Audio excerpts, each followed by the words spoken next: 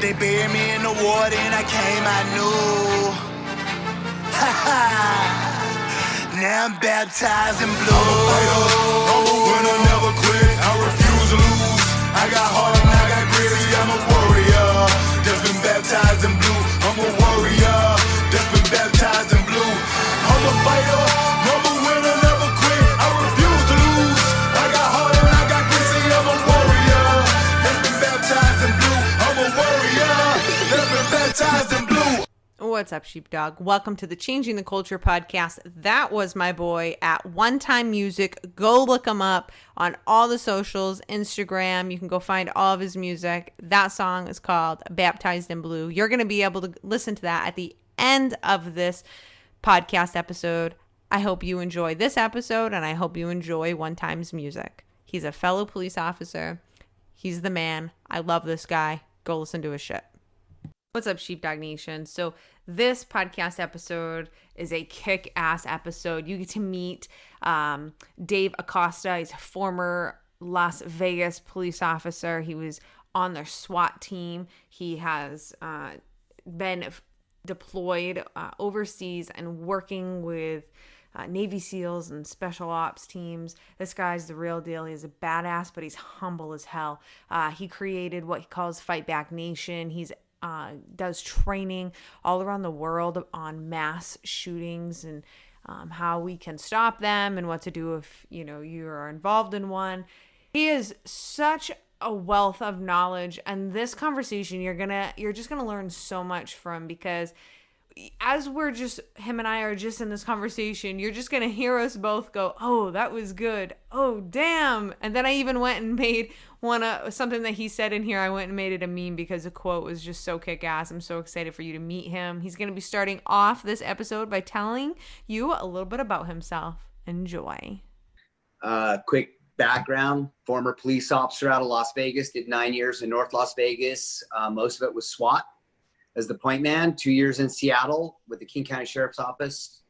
And that was right after 9/11. So I was involved with writing the plans for the counterterrorism unit there that they started after 9/11. And then, I don't know, I guess we'll talk about the rest as we get going, right? Well, so yeah, I'm so excited to have you here. So tell us a little bit about, like, what are you doing nowadays? What are you up to?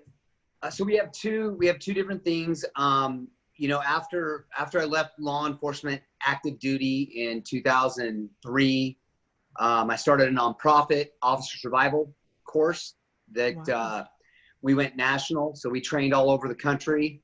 At the time, we were just competing with Caliber Press because we knew we could do a better job. They had kind of sold out. They were good, but and then I ended up in Iraq as a contractor working with a team of former SEALs. And that changed the course of my direction.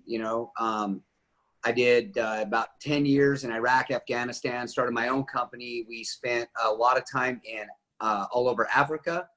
We trained recovery teams for kidnapping in Mexico, as well as SWAT teams. Right now, on the tactical side, our biggest client is Brazil. We train about 200 tactical officers a year in Brazil. Wow.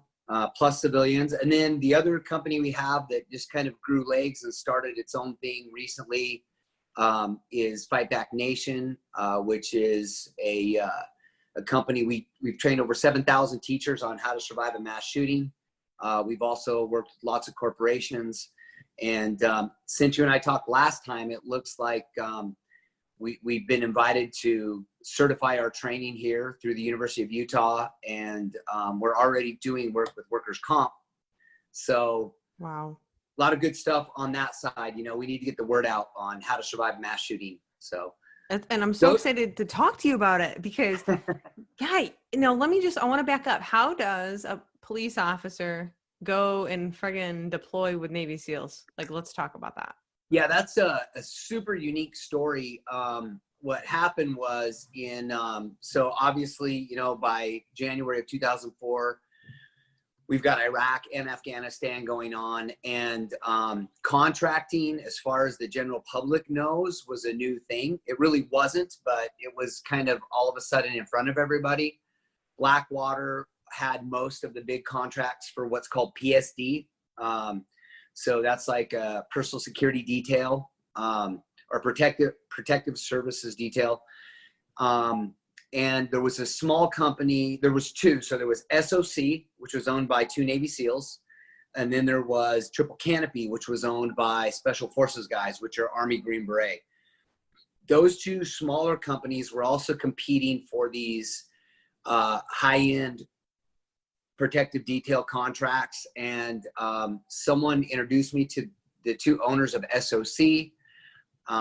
They knew what I was teaching for officer survival. Basically, the premise behind what I was teaching was, even if you get shot in the heart, if you've got 30 seconds of adrenaline, do you want to spend your 30 seconds calling on the radio, or do you want to go finish the fight? And that's just me. I was like, dude, I just not believe in going out a victim. Right. And that's what we were training around the world. I mean, around the nation. We had some amazing cops that had survived shit they should have never, no human being should survive, because they weren't willing to die. And so we were featuring them. We would travel all over the nation with these different stories and have these guys on stage telling their story, and your jaw hit the floor. And then at the end of the presentation, someone would introduce you to a cop in their jurisdiction that had a crazier story. So these SEALs, I think they were intrigued by that, because that's how their brain already works. We talked. They found out I had a lot of overseas experience already in Mexico, doing some pretty crazy stuff. And they said, hey, you want to give this a try? They took a chance on me, you know, and again, they're not active duty anymore. You know, they were active duty. Now they've left and created a company to compete for these contracts. But regardless, at the time when I went over, they were probably, that company employed mostly former SEALs and Special Forces guys out of the Army. So I was definitely new to that environment. Their lingo was different. But I learned a lot. And actually since then I've come back and shared, you know, on the corporate stage numerous times. I've talked about leadership and teamwork. And, you know, as a point man on a SWAT team in Las Vegas, we were a full-time team. You think you understand teamwork. You think you understand the dynamics of, you know, tactical missions. But let's be honest, you know, in Iraq and Afghanistan, the bad guy picks when, where, and how they hit you. They always outnumber you. They're shooting rounds that go through your vest. They're using explosives. None of this was things that we dealt with even in a full-time SWAT team in Vegas. So it was like a whole nother level. And I loved everything about it. It was a huge opportunity for me to learn from some of these elite warriors. Unbelievable. Yeah, it's a crazy story. And the thing I love about you, Dave, is like you get to talk about 2 different things that actually that so many people just are intrigued by: police work and Navy SEALs. Like people love that shit. And so what, can you talk about that for a minute? Like tell me, like, I want to hear, like, how different was it to work with a bunch of SEALs versus working with officers? Like how is the mentality different? Well, the mentality was really different, but first of all, I want to qualify that and say that the environments were different. You know what I mean? So let me talk just for a second about law enforcement. We were, you know, my understanding before I went, because I didn't know any better, was I understood what it meant to have a bond with your teammates. And we did, we risked our lives together. And, but in law enforcement, just to give you an example, let's say that you have an officer involved shooting, the officer's trapped, and they've called SWAT. And so you've got an active shooter and an officer down. I mean, that's one of the worst case scenarios, right? You come in, you're getting, you have a perimeter set up, you have good communication, you have tools, you know, at your disposal on a full-time team, protective gear, and you probably have the layout of the location. So you're coming into something, and as you come in, you're getting a ton of intel. So it's a known environment that you're going to start controlling. And then at the end of the day, whether you're training or whether you're actually responding to an incident like I just described, we all get to go home to our families. We all get to go have a barbecue. We all get to tuck our kids into bed, you know, so forth and so on.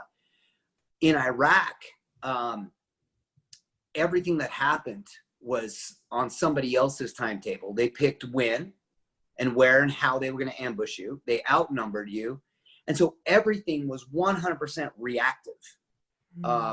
on the fly, on the move. It's called getting off the X. You'd be ambushed or something.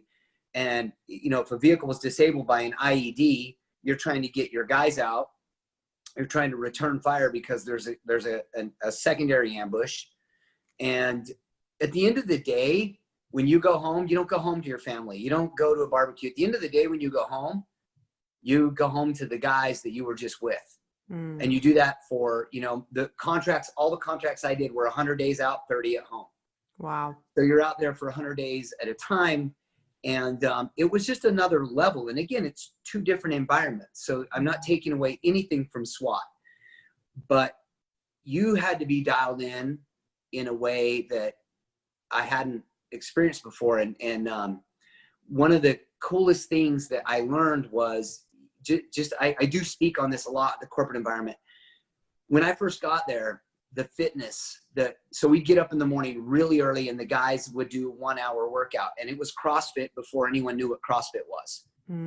I certainly didn't know what it was. And so we were in by the way, FYI, I never lived on a base. In the 10 years I did contracting, I always lived in a villa, in a house, out in the open, meaning you had to protect your neighborhood. You would secure the neighborhood, but we were not on a base. So we got attacked, you know, off and on, you know, randomly. They could put RPGs or, you know, other things over walls or whatever. So coming back to that, I remember getting up and working out with these guys, and they would run the first house we were in had 3 stories. So you'd run the stairs, and then they have little areas, a pull-up area, push-up area, some crunches, some concrete weights that they made, and then bear crawls across the roof, which you had to do anyway, or you're going to get shot. Wow. So it was awesome. But what I learned from them was nobody cut a corner. If you stopped to throw up. And every guy did it. Nobody complained. And the more I spent time with them, the more I realized something. These guys would never cut a corner. They would never, even when no one was looking, they were giving 110%, because their worst fear was to fail the guy to their right or their left. That was their worst fear. Dying was something that they had accepted a long time ago. They expected it, to be honest with you. Yeah. And I will tell you this, just kind of a little caveat here. At one point, we worked a mission where we were on the Syrian border, and we met up with another team that I hadn't worked with before, and we were getting to know each other. And there was a guy from SEAL Team 6, former SEAL Team 6 guy. And he didn't really know me, and he was freaked out that there was a former cop there. Now, by this time, I'd been doing this for a few years, and you either prove yourself or you're gone. So, but he didn't care. He didn't know me. And so we were going on a mission, and he felt like we were going to get ambushed. And he pulled me aside and he said something, and it really hit home with me. He said, "Hey, bro, I'm just going to tell you something. You're going to die. So just own that shit, get over it, and get on with it." And I was like, that's the best advice anyone could give you. Accept it and quit dwelling on it, because it's getting in the way. Those thoughts are getting in the way of you performing. And if you're not performing, someone else is going to pay. Wow. That's how they think. And as harsh as it was, I was grateful for that. It was, it was one of those light bulb moments in my life. And we went on to become very good friends. But it was just a different environment, a different mentality. And you were all you had. While you were there, you were all you had. It was awesome. I bet it was. You say so much in there that really, how can we bring more of that to first responders in the law enforcement, right? The number one mentality that we have as first responders, right, as especially cops, what do you learn in the academy? What is the thing that we all talk about? I'm going home. At the end of shift, I'm going home. I'm going home. And not that we want anyone to die. We don't, right?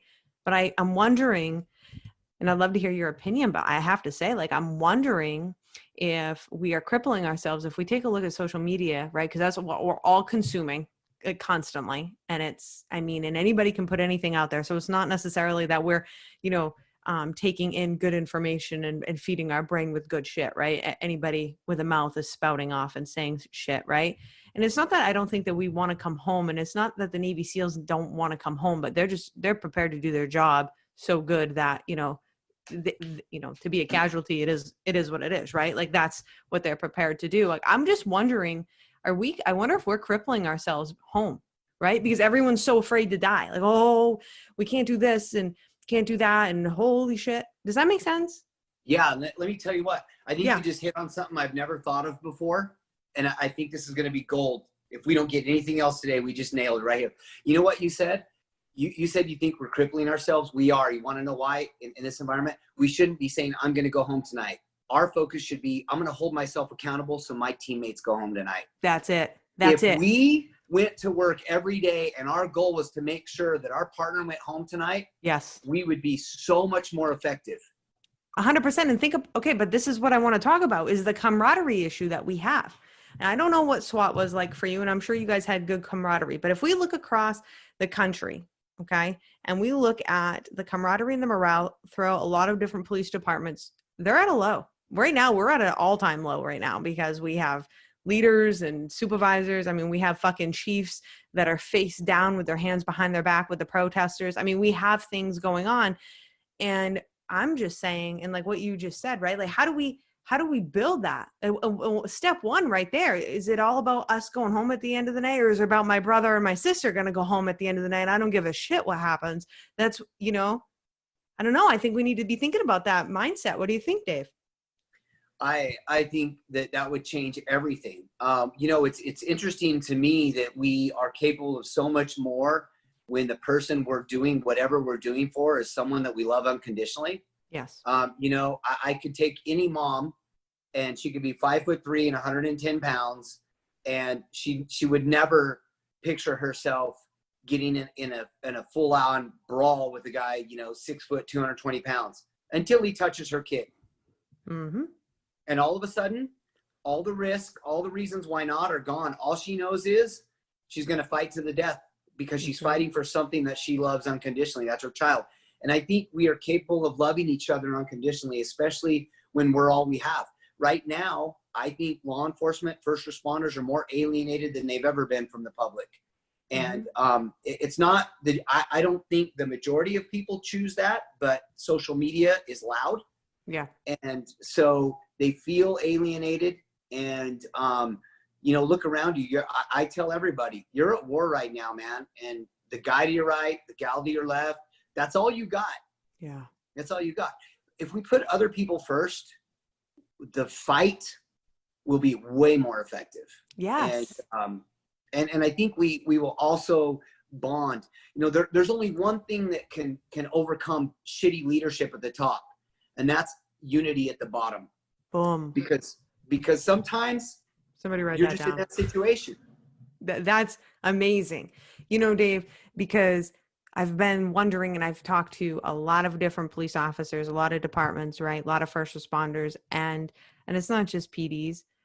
We can look at FDs, we can look around at correctional facilities, dispatchers, and it just feels like here's the top, here's command, and then here's everybody on the bottom. Now, meanwhile, everybody on the bottom are feeling like grunts. They're like, nobody likes us. I don't even like us. I don't like this guy, Bobby. He's out to fuck me over. Sally's only out for herself, this and that. And then we're eating our own. That's the environment. You've been a police officer for years. We tend to eat our own, right?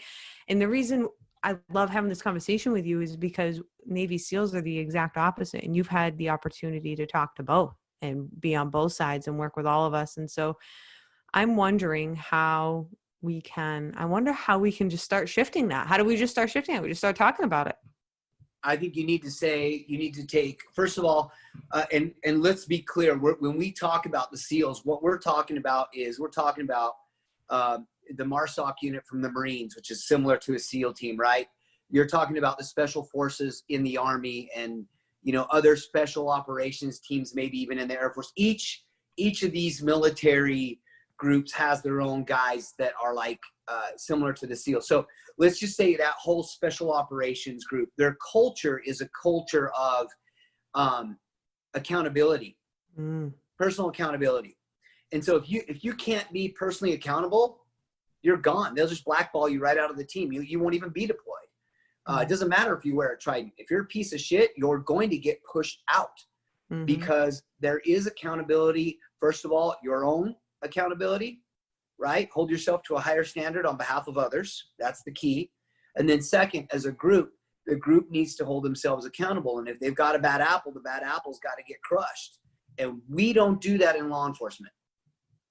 We don't do that. What we do is we form our cliques. I've been on a squad, and it's like, okay, we got 2 shitheads out of 15 guys on this squad. What do? We avoid them, and we form a clique on the squad. What should we really be doing? We should be holding them accountable. Yes. Because they represent all of us. Yes. But it's uncomfortable, and not all of us like to do that. So it's a tough thing. It would be a tough shift in culture to do that. But if you ask me what I've learned by being around these guys all these years, that is what I've learned, is that they hold themselves to a higher standard, and the personal accountability and then transitioning to the team accountability, it's at a level that I've never seen before. And I tell corporations all the time, if you had a group of people in your corporation, as a corporation, you did this, but I'm talking about, maybe it's HR, maybe it's a management team, whatever it is. Can you imagine if everyone held themselves accountable because they were more concerned about the safety of their brother and sister? Then how powerful would that team be? And then as a team, if they said, hey, listen, 7 of us are on the same page, but Charlie over here, he's not cutting it. We'd rather work without him than have a full team of 8. But they need to be backed up by the administration. I spoke at to a huge construction company, and they had every single employee out there, and I was on stage in this huge venue. And at the end of the speech, I give everybody a challenge opportunity. Anything I said that they want to challenge, they can challenge, or they could ask a question. And that question came up. One guy stood up out there in the middle of the whole group, and he said, what if we're this and then Charlie's that? And I said, I looked over at the owner, and I remember telling him, I said, hey, Mike, so this is on you. You have to be willing to fire that guy, get rid of him, because you're saying that you want to make changes from the top, and just eat the unemployment. Just eat it. The team is going to be more effective, even though they're down 1 person and now they're only 7. They're going to be way more effective than they were 8 with the cancer. Yep. And that's how these other teams operate. So where I'm going, that was a long answer, but it's personal accountability. Number 1, set a standard. Everybody meets it because they want to, right? Because it's not about them anymore. It's about their teammates. They want to meet the standard on behalf of their teammates. And then united as a team, then it's a lot easier to push out the bad apples, to cut the cancer out, So that's what I see. And that's what I preach when I come back. That's something I learned over there from these guys. Amazing. Yeah. It really is. Absolutely. It's eye-opening experience over there. You said that I bet. You said that you did some work in Mexico? Yeah. Was it scary? It was, yes. Yeah. It was really sad. I did some work with some tactical teams there. I take photos everywhere I go. Even in my home office, some of my most cherished photos are from my time in Mexico. Unfortunately, almost nobody in those photos is still alive. Mexico is extremely corrupt. The cartels run everything. The few officers that are not corrupt, that is just so risky for you not to be corrupt in Mexico. I had 2 business partners that I tried to grow my company, my presence in Mexico. And within 9 months, both partners were murdered. And sadly, one of them was not just murdered, he was actually tortured. Former cops, former law enforcement. So it's a tough place. I tell people all the time, I'm like, if you think Al-Qaeda is bad, what the cartels are capable of, the money that they have, the network that they have, it's just insane. And it's just right next door. What were you doing? You just training them up? Training them up, and I did a lot of consulting for private security down there. It was busy for a while, but it just gets to the point where it's just, you have to ask yourself, is it worth it? Worth the risk? Absolutely. Yeah. What made you decide to get out of law enforcement? Well, I always knew I was going to use law enforcement to springboard into international stuff. I grew up overseas. My parents were U.S. diplomats, and I was intrigued by that. I also felt like I wanted to test myself in an environment that was a little more fluid. Again, I don't want to take anything away from what we do in law enforcement, but I will tell you this. SWAT guys will get mad at me for this, but I even say this in some of my speeches. SWAT is sexy and it's cool. And we're highly trained. I had the privilege of training with the LA County SEB, Special Enforcement Bureau. I think that's the best SWAT team on the planet. And I trained with those guys as a young SWAT guy and went back there a couple times.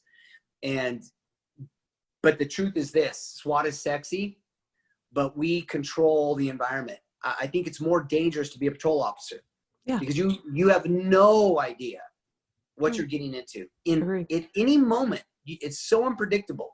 Mm-hmm. And even now it's even worse. Way worse. Right? Mm-hmm.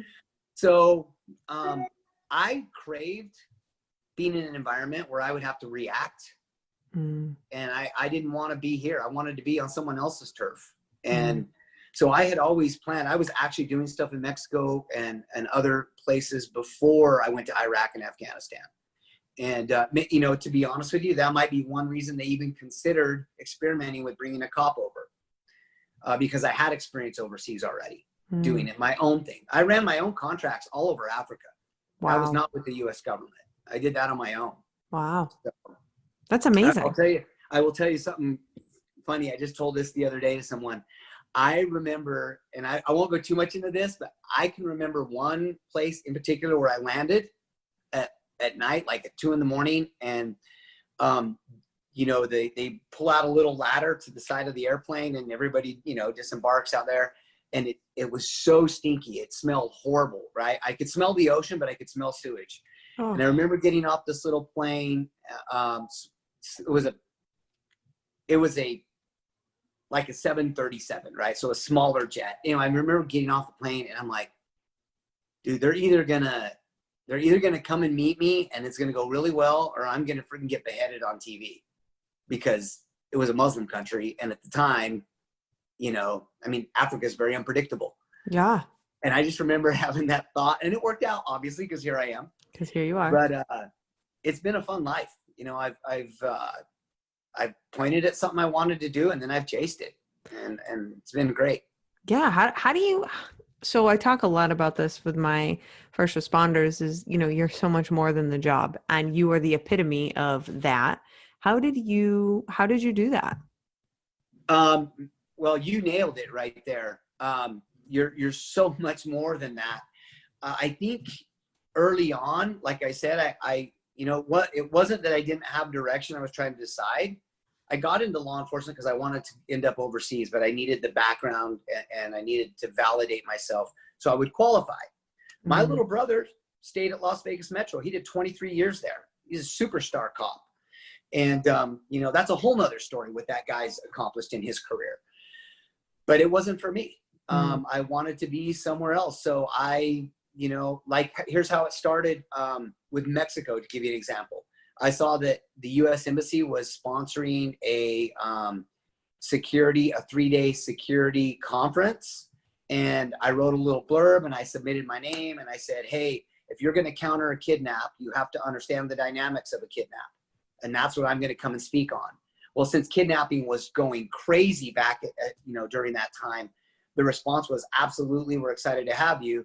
The problem is they didn't know I was, a 25-year-old SWAT cop out of Vegas. They thought I was someone else, I guess.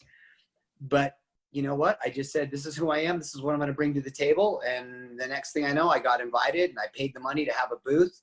And I left Mexico with probably 7 or 8 contracts. Wow. And yeah. So I think it's what you have to do is say, I want to do this, and then stop making excuses for why you can't.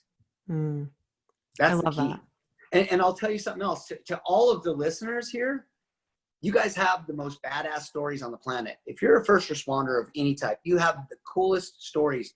And I have had people say, dude, I'm not you. I don't have stories like you do. And I look at them and I'm like, are you kidding me? Didn't you just do this? Didn't you just do that? How many code runs have you done? Mm-hmm. Oh, like 200. You've run code in a police car or an ambulance 200 times? That's insane. Mm-hmm. I mean, that's something. Yeah. How many accidents have you had in that? One or two? I'm just saying, if you start looking at yourself, you realize how unique you are. I know. But the problem is we hang around with people like us. Yes. So we don't recognize that we're 1% or less. 110%. I've been speaking on this for years, because it is true. And the thing is that not only are we around people who are like us, we are around people who don't think like they just think I'm just a cop. This every time I talk to anybody about being more, I'm like, hey, you're hitting that rough patch. You between year 7 and 10, like you could be going downhill. We gotta do something. This is the time. And they're like, oh, fuck, I'm just a fucking cop. I mean, that's all. I'm just got another 15 years and I'm out. And I'm like, whoa, hell no. And this is where you're failing. Do not succumb to this job like this. You are so much more than a cop. And I wish all first responders in every capacity would just know what they bring to the table. But Dave, what I love about you is you're out there showing them. You're like, yo guys, look at what I'm doing. Which leads me to my next question is, how do you become connected to organizations like Blackwater and stuff like that? Well, I got lucky when it came to the contracting, just because somebody had introduced me to the owners of, SOC, which was competing with Blackwater. So I got very lucky, but to be honest with you, I was actually working with a company at SHOT Show called Magpul before anyone knew who Magpul was. I met Rich when he was working out of his basement in Colorado. Wow. And and he is a superstar, one of the nicest guys you'll ever meet. One of the smartest businessmen I've ever met in my life. So sometimes there's luck, there's a lot of luck involved, but I also believe you create your own luck. You have to be dynamic. You have to be outgoing. You have to, let me back up. When you're dynamic and outgoing, what I mean by that is this. Let's just say that if I could first of all, get past this mental block that you just talked about, that I'm nobody, I'm just a cop. Mm-hmm. Well, didn't you drag someone out of a burning house the other day? Mm-hmm. Don't tell me you're just a cop. You saved a human being. You risked your life to save a human being. Cops and first responders, in the fire department and ambulance, they do this every day. Mm-hmm. And they just don't recognize how amazing what they do is. So first of all, you have to overcome that. I'm just a whatever.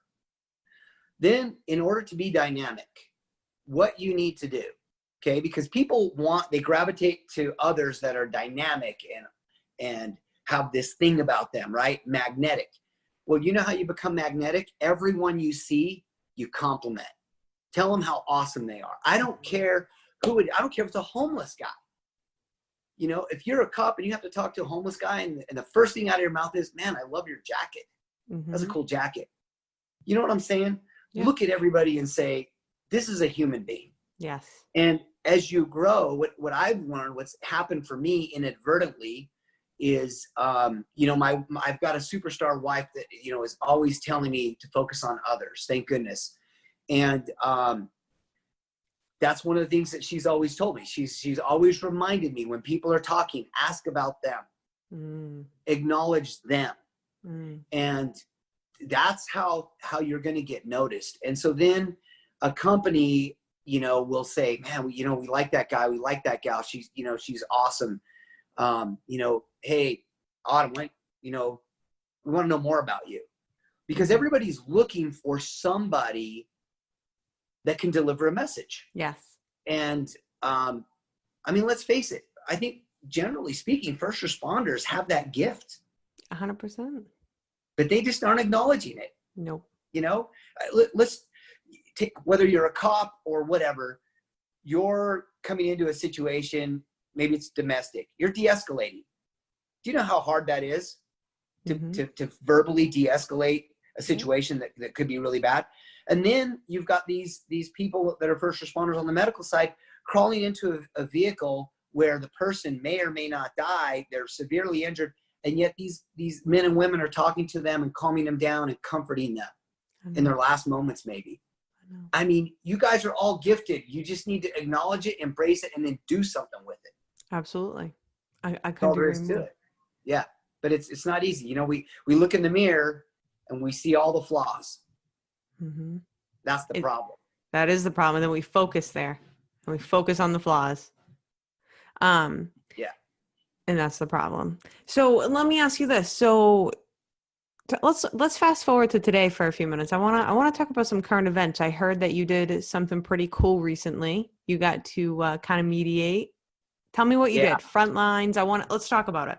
Yeah, that was really interesting. So we made national news here. I live just a little bit outside of a city called Provo, Utah, and the Black Lives Matter. So in Salt Lake, we had riots last month or a month ago. They, very destructive. They flipped over a police car, injured police officers. It was crazy. Something you don't expect to see in Utah.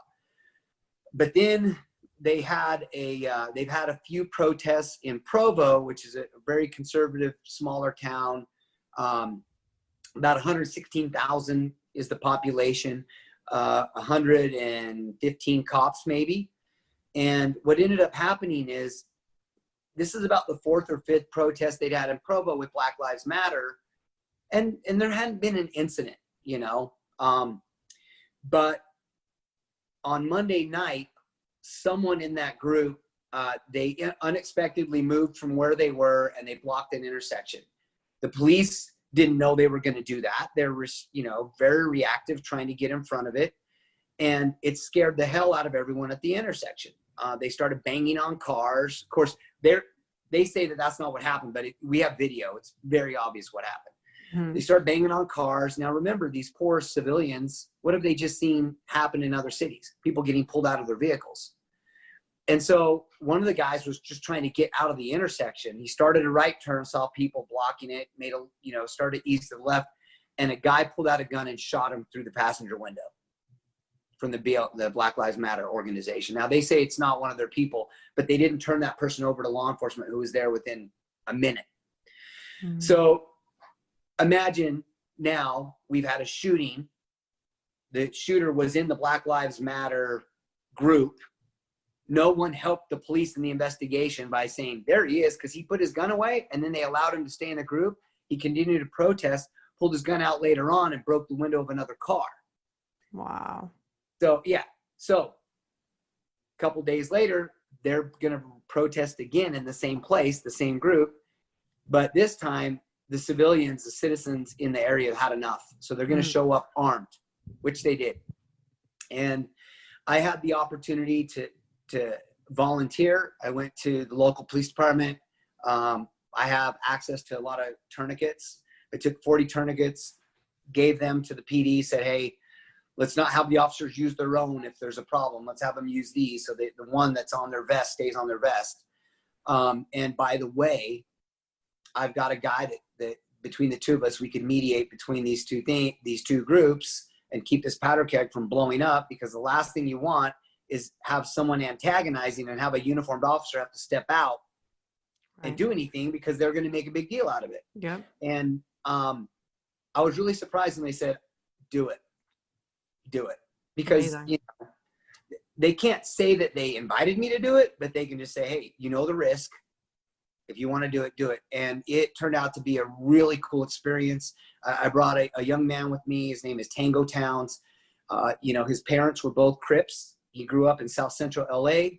He got a football scholarship to the University of Utah, put himself through college, has a degree, sharp guy. And he hates being categorized because he's Black as a victim. He hates it. Mm. So he wasn't there supporting either group. But the 2A group, they were just there to make sure that no buildings, no businesses were broken, just to keep the violence down. Plus, they just had a civilian, a fellow citizen get shot 2 days earlier. So anyway, yeah, bottom line is I got to be in the middle of that with this amazing young man, and we were able to diffuse a few of the situations that arose, and it went off without a hitch, and it was awesome. So that sounds so amazing. Yeah, it was a great opportunity. I think we need more like that, right? We need more I don't know what the term is. Do we call it bridging the gap, or I mean, what do we call it? You know what I mean? But I think we need some more of that. You know, law enforcement officers such as yourself, but you're not showing up as a cop, and then you have a gentleman, you know, who can, you know, who's Black and they can relate to, right? Like, so they feel heard. Black Lives Matter organization feels heard, but then we can come to some sort of resolution, right? Yeah, absolutely. And you know, there were the two main gals from the organization. They were great to work with. They didn't, you know, they didn't give me any issue. They were grateful that we were there, that there was a buffer. And you know, they still have their agenda and they're going to say what they say and do what they do. But we had conversation, and I thought that was a huge step in the right direction. That one lady at one point, she waved me over. She said, "Hey, Dave, we're concerned. I don't understand. Do we go this way or that way? What's the rule?" And, you know, the fact that she would ask me that, you know, shows that they wanted to get their message out, but they also wanted to be compliant with the rules that were set forth by the city of Provo. And so on all sides, the Provo Police Department, the Utah County Sheriff's Office, and all the other supporting agencies, they were fantastic. They were very professional, but they were prepared.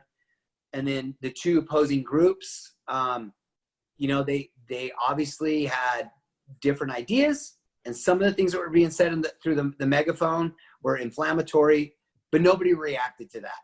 Yeah. And I think a lot of that had to do with, you know, Tango and I were out there in the middle, and I'm not taking credit. Tango was a superstar, out in the middle, being able to say, "Hey, what are you accomplishing with that?" and actually having a discussion. But Cool. I don't know if it could be repeated, you know, on a larger scale, because there are so many Antifa hijacking this message. They want violence. They want a confrontation.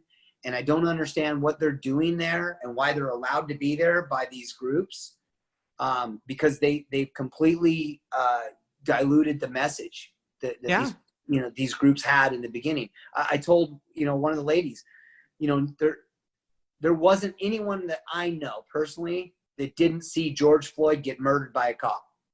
We all saw that. Mm-hmm. And we validated the protest and agreed 100% that there needs to be some change, and it was what it was. And those guys, you know, especially that particular officer, they need to pay. There had to be justice. Mm-hmm. But then, you know, people that weren't even part of the movement became violent and hijacked the movement. And it took away from what the original message was. And so now we're more divided than we were before. And it's continuing. It's just continuing. And when do you think it's going to stop? I don't know. That's a really good question. Well, that's not true. I think it will stop when it's not productive anymore, but it will continue to be productive as long as we have spineless mayors and spineless city councils and others, and even some spineless leadership in law enforcement that lay down on the freaking ground, you know, with these people. I don't understand it. I don't get it. They forsake the men and women that are good men and women behind the badge. Yes. And as leaders, when you accept what these other people are saying, which is, you know, generally a lot of times they're saying all cops are bad. Let's just get rid of them. Right. When your leadership is acknowledging that, I mean, what's exactly. Well, what's that saying about the leadership, right? So then we go back and to what you're telling me, you know, about, let's go back to how like the SEAL teams or the special operations teams, their culture. Let's go back, and I don't know why I just don't understand why we just can't apply this shit. I just can't figure it out for the life of me. This is what we need to be doing. We need to stop treating cops like they're just everyday mom and pop people. And we ourselves, police officers, first responders, we need to start fucking training, and we need to start holding ourselves at a way higher level. You know, you said it when you first got on here. You said something about, you know, are you gonna fight to the death, or are you gonna or are you gonna like call for backup? And you're like, no, like or whatever you said. I don't want to mix up your words, but the idea was that, you know, you're not gonna stop, right? And I think.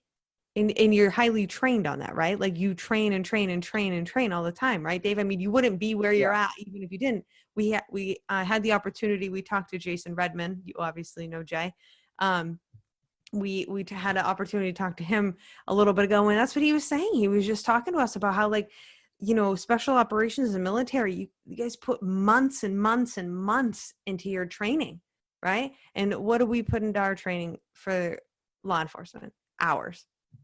No, there's no question about it. You know, we can't change the culture within law enforcement if the people behind the badge don't feel valued by the agency that they work for. Mm-hmm. And the way that you show them you value them is you give them better training. I think we need to shift the culture, but the culture can't really change until we give the officers the training that they deserve and they need to survive. And could we train them better to de-escalate? Absolutely. Could we train them better with ground fighting?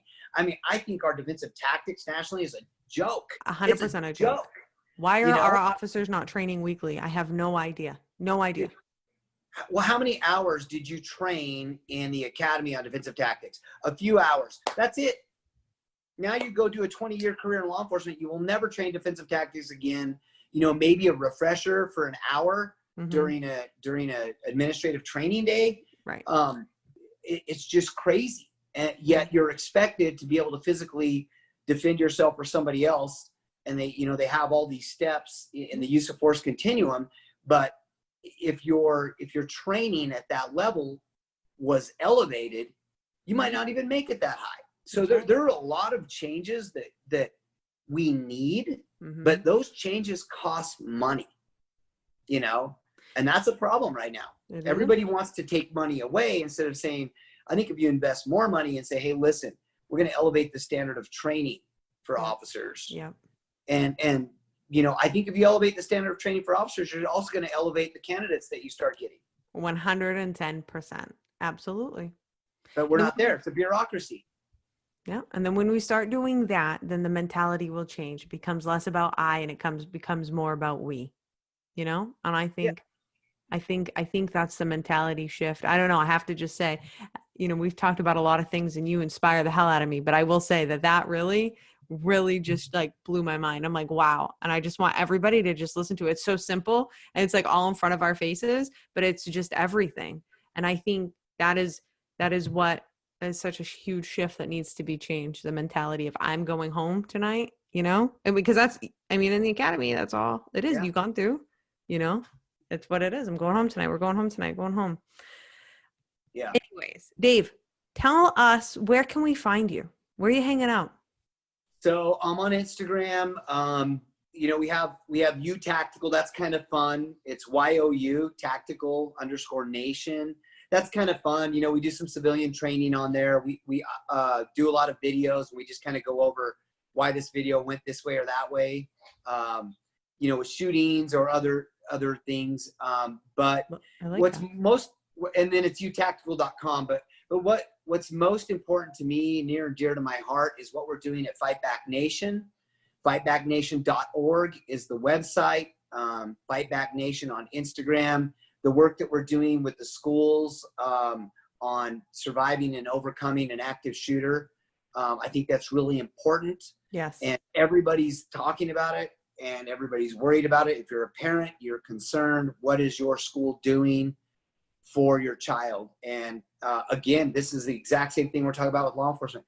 Those teachers need the training. Our focus at Fight Back Nation is worst case scenario, like in Utah.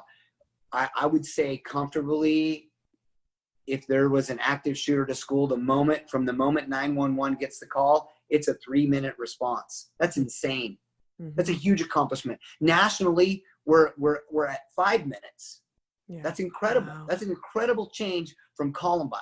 Okay. Yes. We're right there. We have these superhero young cops training in the academy, coming out ready to run in and face an active shooter.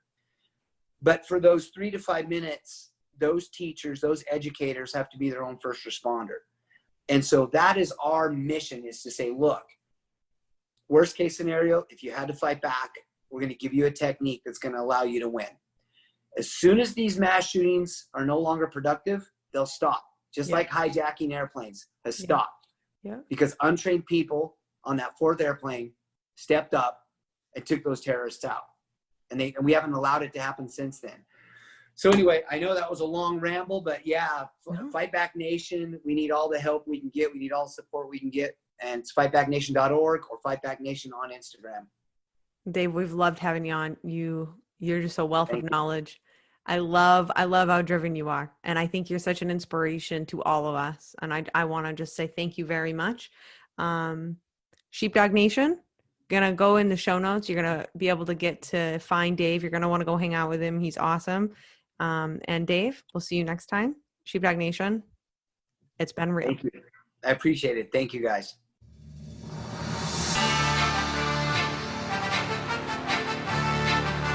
They buried me in the water and I came, I knew. Ha ha. Now I'm baptized in blue. I'm a fighter, I'm a winner, never quit. I refuse to lose. I got heart and I got grit. I'm a warrior that's been baptized in blue. I'm a warrior that's been baptized in blue. I'm a fighter, never winner, never quit. I refuse to lose. I got heart and I got grit. I'm a warrior that's been baptized in blue. I'm a warrior that's been baptized in blue. They buried me in the water in the Holy Ghost. I came out with a badge and gun and a heart that said never run. I signed up for a job you wouldn't dare to do. This ain't no green screen movie, don't compare the two. We look at your actions in the elements and everything relevant. If they line up, prepare to pay the consequence. You do dirt, you get cuffed, no bluff. It's ignorant to think we will shoot with your hands up if you the police. You feel the world is against you, like every call you go to, people trying to tempt you. Well, Hail Mary, Hail Mary, Hail Mary. I ride on the devil, I ain't scary, and I ain't worried. You want my life, come take it, it's gonna be a fight. I take it to the light, like Will and Bright. I wouldn't expect you to understand what I do, only the thin blue line, cause they baptized in blue. I'm a fighter, I'm a winner, never quit. I refuse to lose. I got heart and I got grit. I'm a warrior that's been baptized in blue. I'm a warrior that's been baptized in blue. I'm a fighter, never winner, never quit. I refuse to lose. I got heart and I got grit. I'm a warrior that's been baptized in blue. I'm a warrior that's been baptized in blue. I can't explain the pain when I see a name on the wall. All I feel is rage, put me in a cage, let me brawl. Sometimes I can't help but cry, like why did he die? I know it was him, but it could have been I. What about the kids? What about the spouse? Yeah, now who gon' put food inside them babies' mouth? It's a bigger picture when the officer down. Domino effect, Blue Nation, family, country, and town. The media don't cover us. Well, maybe Fox, cause MSNBC and CNN surely don't care about cops. Politicians more concerned about protecting the legal instead of laying the law down and protecting the people. Let me get off my soapbox before I curse. I don't seen way too many cops riding in hearse. Well, I wouldn't expect you to understand what I do, only the thin blue line, cause they baptized in blue. I'm a fighter, I'm a winner, never quit. I refuse to lose. I got heart and I got grit. I'm a warrior that's been baptized in blue. I'm a warrior that's been baptized in blue. I'm a fighter, never winner, never quit. I refuse to lose.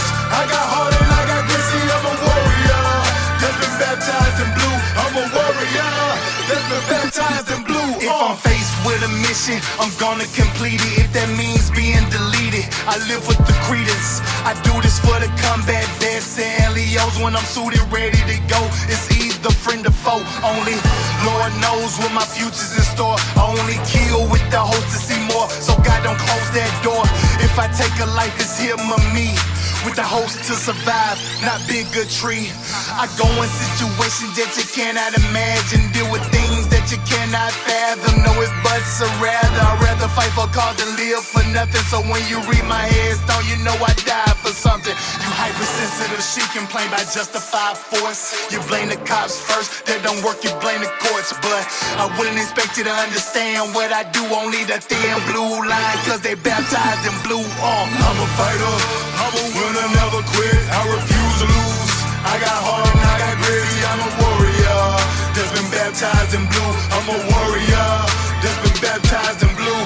I'm a fighter, never winner, never quit. I refuse to lose. I got heart and I got grit. I'm a warrior that's been baptized in blue. I'm a warrior that's been baptized in blue.